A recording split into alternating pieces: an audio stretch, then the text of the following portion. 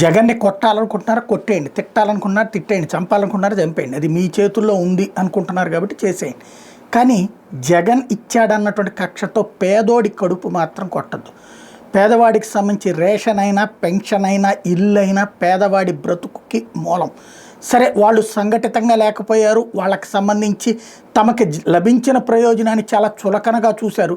ఇవాళ వాళ్ళకి తెలిసి వస్తుంది. దాదాపుగా 7 లక్షల మందికి ఇళ్ల పట్టాలు ఓకే చేశారు, కానీ ఇళ్ళు రిజిస్ట్రేషన్ చేయించుకోలేదు, స్థలాలు రిజిస్ట్రేషన్ చేయించుకోలేదు. అట్లాంటి వాటిని ఇప్పుడు క్యాన్సిల్ చేస్తున్నారు అన్నటువంటిది ప్రధానమైనటువంటి విషయం. ఇంటి పట్టాల పంపిణీలో ప్రక్షాళన చేస్తారట, అనర్హులను గుర్తించి రద్దు చేయాలని సీసీఎల్ఏ ఆదేశాలు ఇచ్చిందట. ప్రత్యేక ప్రశ్నావళి ఆధారంగా మండలాల్లో పునఃపరిశీలిస్తారట. ఒకటే గుర్తు, పేదవాడికి చేతనైతే ఒక ఇల్లు కట్టించవండి. ఉన్న ఇంటిని పీకేసినా లేకపోతే కనుక దాన్ని అడ్డు పెట్టుకుని ఏదైనా గేమ్స్ ఆడినా చాలామంది పేదవాళ్ళకి అది చేయించుకునేటందుకు అవసరమైనటువంటి అంటే అది ఆ ఇంటి ఆస్తి యొక్క విలువ, ఆ స్థలం ఆస్తి విలువ తెలియలే.